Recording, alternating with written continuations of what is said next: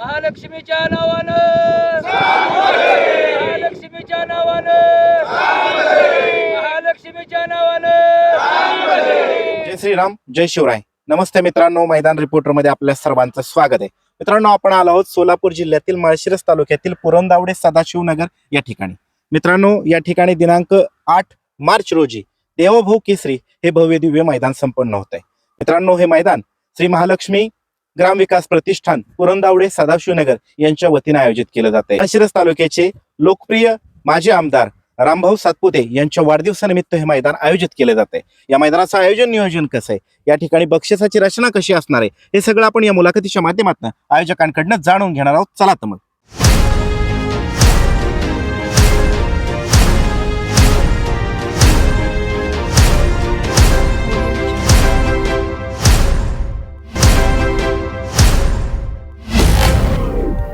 मित्रांनो, आपल्या समवेत डॉक्टर सतीश भाऊ पालवे. डॉक्टर साहेब नमस्ते. नमस्कार. काय सांगाल, महाराष्ट्रातलं एक उत्कृष्ट मैदान म्हणून या मैदानाकडे पाहिलं जातं. देवभाऊ केसरी असं या मैदानाचं नाव आहे आणि या पर्व तिसरं आहे. तर कशा पद्धतीनं मैदानाच्या तयार सुरू आहेत, आतापर्यंत मैदानाचं काम कुठपर्यंत आलंय?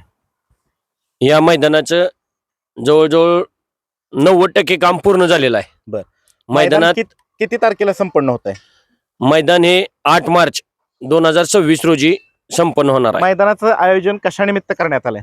मैदानाचं आयोजन माळशिरस तालुक्याचे माजी आमदार आदरणीय रामभाऊ सातपुते साहेब यांच्या वाढदिवसाच्या निमित्तानं हे देवभाऊ केसरी या नावानं मैदान आयोजित केलेलं आहे. मैदानाच्या परवानगीची प्रोसेस कुठपर्यंत आली?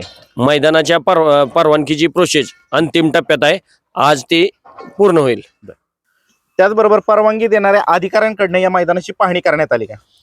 परवानगी देणाऱ्या प्रत्येक विभागाच्या ज्या त्या अधिकाऱ्यांकडून ज्या त्या विभागाच्या अधिकाऱ्यांकडून या मैदानाची पाहणी करूनच पुढे परवानगीची प्रोसेस त्यांनी केलेली आहे आणि ते अंतिम टप्प्यात आहे. हे संपूर्ण मैदान माननीय सर्वोच्च न्यायालय, महाराष्ट्र शासन आणि अखिल भारतीय बैलगाडी संघटना, महाराष्ट्र राज्य आणि माळशिरस तालुका यांनी घालून दिलेल्या नियम अटीनुसार पार पडेल का? हे मैदान महाराष्ट्र शासन, अखिल भारतीय बैलगाडी शर्यत संघटना तसेच माळशिरस तालुका बैलगाडी शर्यत संघटना यांच्या सर्व नियमा अटीनुसार हे मैदान पार पडेल. काय सांगाल, महाराष्ट्रातल्या सगळ्या बैलगाडी चालक मालकांना या मैदानाची उत्सुकता असते. देवभाऊ केसरी मैदान म्हटलं की बक्षिसांचा पाऊस आणि महाराष्ट्रातली एक नंबरची उत्कृष्ट फाटी. तर हे पर्व तिसरं आहे. मागच्या 2 पर्वांचा इतिहास कसा आहे, कशा पद्धतीनं महाराष्ट्रातून तुम्हाला प्रतिसाद भेटला? पर्व क्रमांक 1 मध्ये कशा पद्धतीनं बैलगाडी चालक मालकांनी प्रतिसाद दिला होता, किती गाड्यांनी नोंद केली होती आणि त्या मैदानातला प्रथम क्रमांकाचा मानकरी बैलजोडी कोण होती? या ठिकाणी 2023ला पहिलं पर्व आयोजित केलं होतं. त्या पर्वामध्ये 250 बैलगाडी मालकांनी सहभाग नोंदवला होता आणि त्यामध्ये पहिल्या पर्वामध्ये प्रथम क्रमांकाचा मानकरी सदाशिव कदम मास्तर रेटरे यांचा राजा ठाकूर आणि शारदाताई पाटील पुणे यांचा लक्ष्या या बैलजोडीने प्रथम क्रमांक मिळवलेला होता. पर्व 2 मध्ये कशा पद्धतीनं प्रतिसाद भेटला होता? पर्व 2 मध्ये 350 गाड्यांनी सहभाग घेतला होता बैल मालकांनी आणि त्यामध्ये प्रथम क्रमांक छत्रपती संभाजीनगरचा लखन आणि शेवाळ्याबांचा पाखऱ्या या बैलजोडीने प्रथम क्रमांक मिळवला होता. यावर्षी मोठ्या संख्येने या मैदानामध्ये प्रतिसाद भेटणार आहे. चांगल्या उत्कृष्ट अशा गाड्यांची नोंद होणार आहे. तर कशा पद्धतीनं तयारी करण्यात आली? या मैदानामध्ये बैलगाडी चालक मालक तसेच शौकीनांना विनंती आहे की फाट्या या ठिकाणी 10 आखलेल्या आहेत आणि अतिशय रितसर आणि पारदर्शक मैदान असतंय. त्यामुळं बैलगाडी चालक, संपूर्ण महाराष्ट्रातील बैलगाडी चालक मालक यांना विनंती आहे की पारदर्शकता काय असती ती या मैदानात येऊन पहा. बरं, आता आपण वळू बक्षिसांकडे. ओपनचं मैदान तुम्ही घेताय, त्यामुळे प्रथम क्रमांक ते शेवट क्रमांकाची रक्कम किती असणार ती सांगा. या मैदानामध्ये प्रथम क्रमांकासाठी 2,01,000 रुपया, द्वितीय क्रमांकासाठी व सन्मान चिन्ह, द्वितीय क्रमांकासाठी 1,50,001 रुपया व सन्मान चिन्ह, तृतीय क्रमांकासाठी 1,00,001 रुपया व सन्मान चिन्ह, चौथ्या क्रमांकासाठी 70,001 रुपया व सन्मान चिन्ह, पाचव्या क्रमांकासाठी 50,001 रुपया व सन्मान चिन्ह, 6व्या क्रमांकासाठी 30,001 रुपया व सन्मान चिन्ह, 7व्या क्रमांकासाठी 20,001 रुपया व सन्मान चिन्ह असं या फायनलच्या बक्षिसाचं स्वरूप आहे. त्याचबरोबर दादा, या मैदानात बक्षिसांचा पाऊस असतो, सर्वसामान्य बैलगाडी मालकांचा विचार केला जातो. या ठिकाणी सर्वसामान्य बैलगाडी मालक हा खुश होऊन जात असतो, त्याच्या चेहऱ्यावरती समाधान असतं. ह्या दृष्टिकोनातून तुम्ही आता क्वार्टर फायनल आणि आत्ताच तुमचा निर्णय झाला की मेगा फायनल पण होणार आहे, तर क्वार्टर फायनलची बक्षीस रचना कशी असणार आहे, मेगा फायनलची कशी असणार आहे आणि त्याला नियम काय असणार आहे?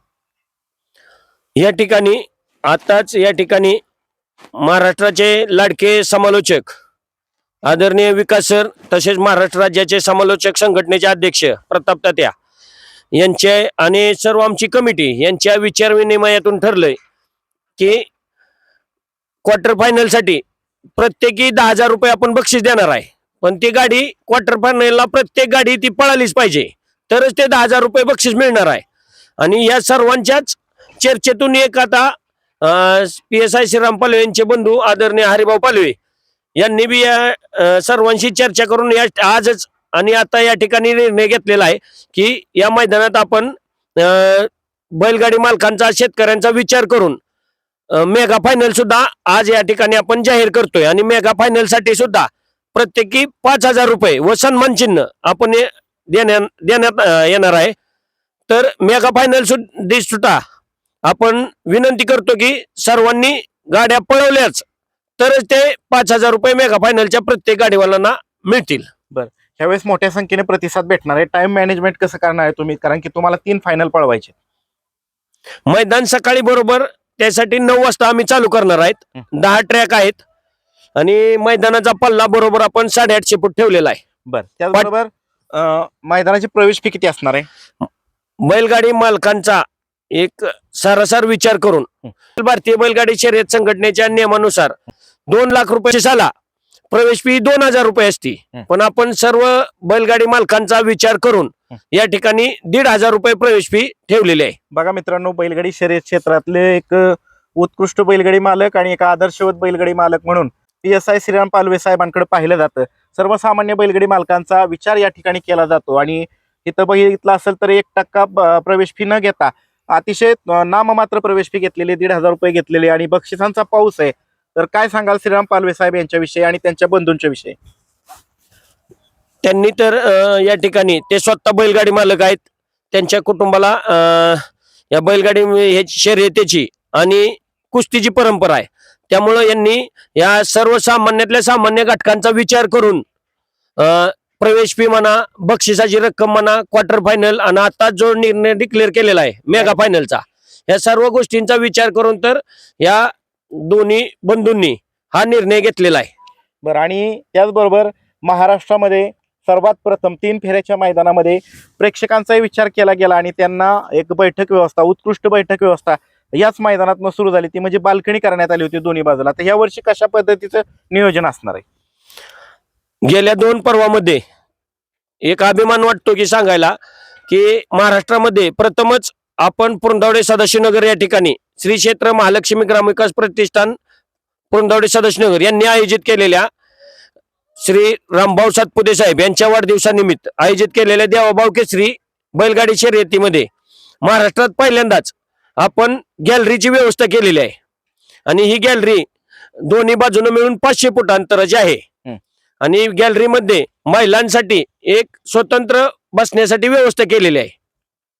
त्याचबरोबर पिण्याच्या पाण्याची व्यवस्था केली जाते. काय सांगाल त्याविषयी? या ठिकाणी पिण्याच्या पाण्याची सुद्धा आपण RO फिल्टरचं पाणी या ठिकाणी बैलांना, शर्यत शौकीनांना सर्वांसाठी RO फिल्टरची पाण्याचे टँकर आपण या ठिकाणी भरून ठेवत असतोय. तर नोंद सुरू झाली आहे का दादा? नोंद आज 2 मार्च पासून सुरू झालेली आहे आणि ती नोंद 7 मार्च रोजी 5 वाजेपर्यंत ठेवण्यात आलेली आहे. आणि 7 मार्चला संध्याकाळी युट्यूब वरती लाईव्ह लॉट आपण डिक्लेअर करणार आहोत. आता आपण वळूया मैदानाकडे. मैदानाचं रान कसे, माती कशी? मैदानाचे थोडीशी मातीचं रान आहे, पण आपण या ठिकाणी रोलर वगैरे फिरवून अतिशय मैदान टणक केलेलं आहे. बरं, एकूण मैदानामध्ये किती फाटे आहेत? एकूण मैदानामध्ये 10 फाटे आहेत. फाटीच्या आतमधलं अंतर किती? फाटीच्या आतमधलं अंतर 13 ते 13.5 फूट आहे. खाली सुट्टीच्या ठिकाणी पट्टी आहे का? सुट्टीच्या ठिकाणी पट्टी आहे. खाली सुट्टीच्या ठिकाणी एका वेळेस किती गट थांबू शकतात? सुट्टीच्या ठिकाणी एका वेळेस 10 गटापर्यंत थांबतील. निकाल रेषेसमोर किती थांबण्यासाठी बैलांना जागा आहे? निकाल रेषेच्या समोर जवळजवळ 1000 फूट अंतर बैलांना ज्या थांबण्यासाठी. दिवशी मैदान संपणार आहे त्या दिवशी या मैदानाच्या दोन्ही बाजूला एकूण किती टक्के बॅरिकेड असणार आहे? मैदान संपन्न होणार आहे त्या ठिकाणी त्या दिवशी जवळजवळ 80% बॅरिकेड दोन्ही बाजूनं असणार आहे. खाली सुट्टीच्या ठिकाणी झेंडा पंच म्हणून कोण काम पाहणार आहे? सुट्टीच्या ठिकाणी झेंडा पंच म्हणून राजेंद्र बापू धनावडे कोरेगाव तसेच पप्पू मंडले माळशिरस हे त्याचबरोबर या मैदानाचं समालोचन कोण कोण करणार आहे? या मैदानाचे समालोचक विकास सर जगदाळे, प्रताप तात्या जांजूरने, सुनील मोरे आणि संपत वाघमोडे बर. हे करणार आहेत. त्याचबरोबर मैदान सकाळी किती वाजता सुरू होईल? मैदान सकाळी बरोबर 9 वाजता चालू होईल. या मैदानाच्या आजूबाजूला धोकादायक परिस्थिती निर्माण करणारा घटक विहीर, ओढा, नाला, दरी असं काय का? या मैदानाच्या आजूबाजूला विहीर, ओढा, नाला, नदी अशी कोणतीही धोकादायक परिस्थिती नाही. या मैदानामधल्या त्या तांत्रिक त्रुटी, अडचणीत, अडथळेत हे मैदान सकाळी सुरू होण्याच्या दिवशी त्याचा योग्य तो बंदोबस्त केला जाईल का? त्याचा योग्य तो बंदोबस्त केला जाईल. त्याचबरोबर त्या दिवशी ज्या दिवशी मैदान संपणार आहे त्या दिवशी संपूर्ण दिवसभर मैदान संपेपर्यंत या ठिकाणी पशुवैद्यकीय अधिकारी उपस्थित राहणार आहेत का? या मैदाना दिवशी या ठिकाणी पशुवैद्यकीय अधिकारी राहणार आहेत. टँकरची व्यवस्था करण्यात आली. पिण्याच्या पाण्याच्या टँकरची व्यवस्था केलेली आहे. त्याचबरोबर अँब्युलन्सची व्यवस्था करण्यात आली. अँब्युलन्सची व्यवस्था केलेली आहे. मैदानाच्या कोणत्या दिशेला बैलगाडी मालकांनी निवारा करायचा आहे? मैदानाच्या डाव्या आणि उजव्या बाजूला दोन्ही बाजूला बैलगाडी मालकांनी निवारा करण्यासाठी त्यांची सोय केलेली आहे. आपण त्याचबरोबर दादा जे खाद्य विक्रेते या ठिकाणी स्टॉल लावण्यासाठी येणार आहेत त्यांना कशा पद्धतीची व्यवस्था करण्यात आली? त्यांना कसं मार्किंग करून देण्यात आले? मैदानाच्या कोणत्या कोणत्या दिशेला त्यांनी स्टॉल लावायचे? खाद्य विक्रेत्यांसाठी आपण मैदानाच्या डाव्या आणि उजव्या बाजूला एक ट्रॅक आखून देणार आहे. त्या ट्रॅकच्या बाजूला त्यांनी बाहेरच्या बाजूला खाद्य विक्रेते असतील, इतर स्टॉल असतील त्या ठिकाणी लावायचे ही विनंती आहे. चालतंय. या मुलाखतीच्या माध्यमातून तुम्ही महाराष्ट्रातील तमाम बैलगाडी चालक मालकांना या मैदानात सहभागी होण्याच्या संदर्भात आणि वेळेत ऑनलाईन नाव नोंदणी करण्याच्या संदर्भामध्ये जाता आता काय आव्हान कराल? बैलगाडी चालक मालक यांना एकच विनंती करतो की आजपासून 2 मार्च पासून नाव नोंदणी चालू झालेली आहे. जेणेकरून लवकरात लवकर शेवटच्या दिवशी जास्त सर्व्हरचा वगैरे रेंजचा प्रॉब्लेम असतोय. त्यामुळं लवकरात लवकर सर्व बैलगाडी मालकांनी नोंद करून या ठिकाणी उपस्थित राहावं ही सर्वांना विनंती. चालते. धन्यवाद दादा. दादा नमस्ते. नमस्कार. आपला परिचय द्या, नाव सांगा. विजयसिंह रघुनाथ पालवे, ग्रामपंचायत सदस्य पुरंदावडे. दादा काय सांगाल? दरवर्षी या ठिकाणी एक ऐतिहासिक सोहळा या मैदानावरती पार पडत असतो आणि त्या सोहळ्यानंतर या ठिकाणी भव्य दिव्य अशा बैलगाडा शर्यतीचं मैदान आयोजित केलं जातं. ह्या भूमीचं वैशिष्ट्य काय, या मैदानाचं वैशिष्ट्य काय ते सांगा. या भूमीचं वैशिष्ट्य म्हणजे संतश्रेष्ठ ज्ञानेश्वर महाराजांची पालखी या ठिकाणाहून जात असते आणि संत ज्ञानेश्वर महाराजांच्या पालखीचं पहिलं गोल रिंगण याच भूमीमध्ये याच ठिकाणी होतं. अजून काय सांगाल? या ठिकाणी ज्यावेळेस ज्ञानेश्वर महाराजांचं रिंगण होत असतं, याची द्याई याची डोळा पहावा गोल रिंगण सोहळा, हे उपाधीप्रमाणे याच ठिकाणी आदरणीय रामभाऊ सातपुते यांच्या वाढदिवसानिमित्त देवाभाऊ केसरी या मैदानाचं बैलगाडी शर्यती मैदानाचं आयोजन केलेलं असतं आणि याच देही याची डोळा पहावा 8 मार्चला बैलगाडी सोहळा. ज्यावेळेस माऊलींचं अश्व धावत असतं त्याप्रमाणे या पवित्र भूमीमध्ये शर्यतीतील बैल जे धावणार आहेत ते बैल पवित्र होऊन पुढील दिशाची वाटचाल करतील. चालते. धन्यवाद. मित्रांनो, आपल्या समवेत आहेत महाराष्ट्रातील सुप्रसिद्ध समालोचक आणि ज्येष्ठ समालोचक म्हणून ज्यांच्याकडे पाहिलं जातं ते म्हणजे प्रताप तात्या जांजुर्णे. कायम या मैदानासाठी फार मोलाचं सहकार्य प्रताप तात्या जांजुर्णे यांचं असतं. तात्या, दरवर्षीप्रमाणे याही वर्षी पर्व 3रं संपन्न होतंय. काय सांगाल, आयोजकांनी कशा पद्धतीने तयारी केली? हे मैदान प्रत्येक वर्षी म्हणजे हे 3रं पर्व आहे. महालक्ष्मी विकास प्रतिष्ठान पुरंदावडे यांच्या माध्यमातून हे मैदान या ठिकाणी आयोजित केलं जातं. अतिशय उत्साह आम्ही सुद्धा या मैदानाची आवर्जून वाट पाहत असतो, कारण ज्या मैदानाला ह्या बैलगाडी क्षेत्रातली एक वेगळी दिशा दिली, कारण प्रेक्षकांचा विचार आजपर्यंत कुठल्याही बैलगाडी मैदानामध्ये झाला नव्हता. तो ह्या विचार या ठिकाणी या पुरंदावडे ग्रामस्थांनी केला आणि पहिल्यांदा प्रेक्षकांसाठी बसण्याची गॅलरीची व्यवस्था केली. त्याबद्दल त्यांचं मी मनापासून धन्यवाद व्यक्त करतो, कारण इथून पुढं सुरुवात झाली. जिथं जिथं मोठी मैदान होतं तिथं आता बसण्यासाठी गॅलरीची व्यवस्था व्हायला लागली. त्यामुळं थोडंसं पुढचं ॲक्सिडेंटचं प्रमाण असेल ते प्रमाण कमी व्हायला लागलं. बैलाला कुठली पुढं अडचण येत नाही, कारण प्रेक्षक कमी असला पुढे समोर की बैलाला पळायला कुठली अडचण येत नाही आणि बैल बिचकत नाही. त्या पद्धतीनं हे यंदा सुद्धा त्याच पद्धतीचं नियोजन केलेलं आहे त्यांनी. तर एकंदरीत मैदान कसं आहे, रान कसं आहे पळायला, हे ओपनचं मैदान आहे. मात्र या ठिकाणी आदत बच्चे जर पळाले तर ते भविष्यातील महाराष्ट्र केसरी, हिंद केसरी होण्याची दमक दाखवून देतील का? नाही, 100% आपण आता प्रत्येक मैदानात बघतोय बऱ्यापैकी या चालू सीझन मध्ये ज्या ठिकाणी ओपनची मैदान आहे त्या ठिकाणी आदत सुद्धा आपलं नशीब आजमावायला त्या ठिकाणी येत आहेत. आपण आता झालेलं हिंद केसरी पुशेगावचं मैदान बघितलं असेल, दोन्ही आदतने तिथे 1 नंबर केला.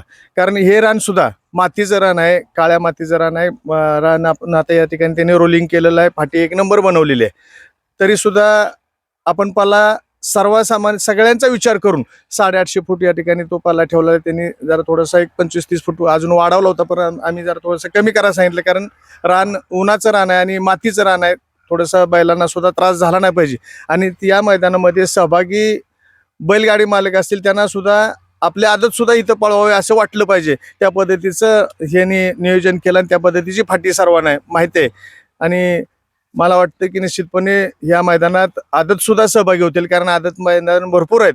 पण इथं आदतला खेळायला सुद्धा 1 नंबर व्यासपीठ त्यांनी बनवलेलं आहे. धन्यवाद. धन्यवाद तात्या. आपल्या समवेत आहेत महाराष्ट्राचा बुलंद आवाज म्हणून सुप्रसिद्ध असणारे प्रसिद्ध समालोचक विकास सर कुमटे. विकास सर, काय सांगाल? अतिशय सुंदर असं मैदान हे संपन्न होत असतं. यावर्षी सुद्धा त्याच पद्धतीचं नियोजन करण्यात आलंय का? यावर्षी 3रं पर्व आहे.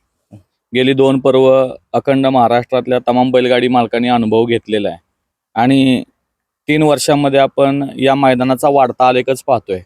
पहिल्या वर्षी मागाशी डॉक्टरांनी सगळं सांगितलं की 250 गाड्या होत्या, मागील वर्षी 350 होत्या आणि यावर्षी मला वाटतं 500+ व्हायला काही अडचण नाही. म्हणजे याचं कारणच आहे की बऱ्यापैकी बैलगाडी मैदानावर आम्ही असतो, बैलगाडी मालक असतात किंवा हे सगळी मंडळी असतात. बैलगाडी मालकांना सगळ्यात जास्त फॅसिलिटी देणारं कुठलं मैदान असेल तर मला वाटतंय हे श्री क्षेत्र महालक्ष्मी ग्रामविकास पुरंदावडे यांच्या वतीनं जे मैदान आयोजित केलं जातं, आदरणीय माळशिरस तालुक्याचे माजी आमदार रामभाऊ सातपुते साहेब यांच्या वाढदिवसानिमित्त हे मैदान आयोजित केलं जातं आणि त्या मैदानाला पुरस्कार दिला जातो देवाभाऊ केसरी. आणि मागील वर्षी आपण पाहिलं, स्वतः CM साहेबांनी या ठिकाणी या मैदानाला शुभेच्छा दिलेल्या होत्या आणि उद्याच्याही मैदानाला नक्कीच त्यांचा एक व्हिडिओ व्हायरल होणारच आहे. म्हणजे या मैदानाला स्वतः CM साहेबांच्या शुभेच्छा असतात.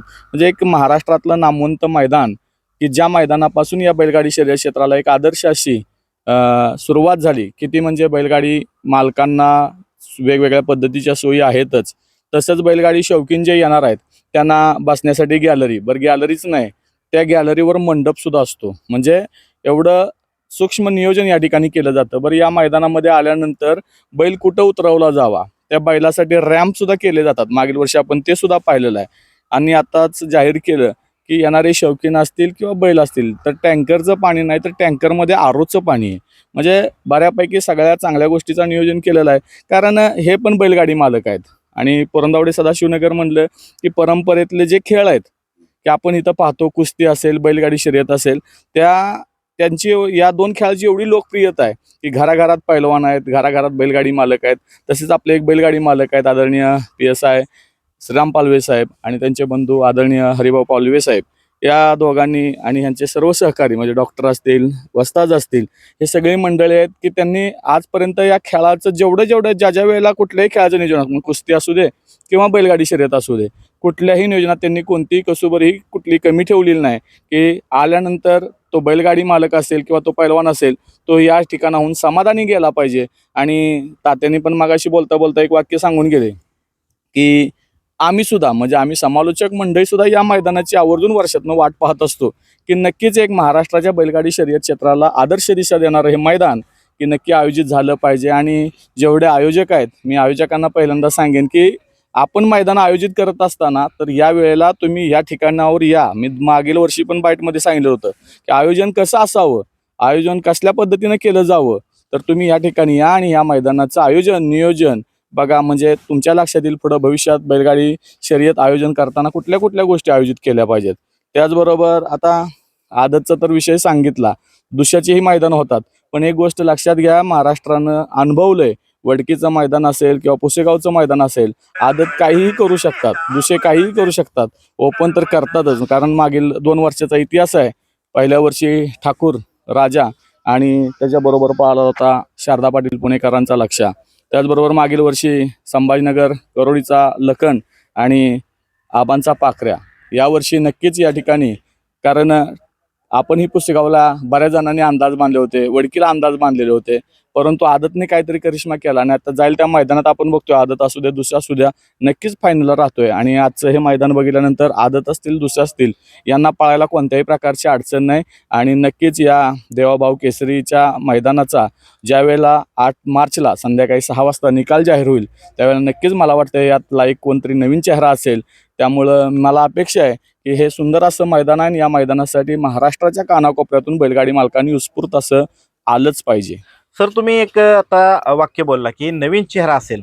हां. जर नवीन चेहरा असेल तर आदतचा असेल का ओपनचा असेल, काय वाटतंय? आदतचा तरी आलाच पाहिजे, कारण एक सांगतो, खेळ पाहिला हा आदत दुसरा असा नव्हताच, खेळ हा ओपनचाच चालायचा.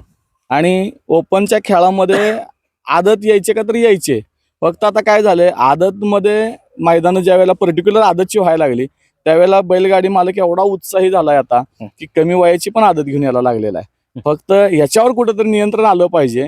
आणि आता आपण ह्या मैदानासाठी मी तुम्ही प्रत्येक बाईटमध्ये प्रत्येकाने सांगितलेलं आहे, आदर्श आहे, मैदान पुढं थांबायला आहे. फक्त मी एक गोष्ट आवर्जून सांगेन की या 3ऱ्या पर्वात हे मैदान आयोजित होते. 2 पर्वात कुठल्याही व्यक्तीला कुठल्याही प्रकारची दुखापत नाही, बैलाला कुठल्याही प्रकारची दुखापत नाही, कारण ह्या दोन्ही मैदानाचे आम्ही साक्षीदार आहोत.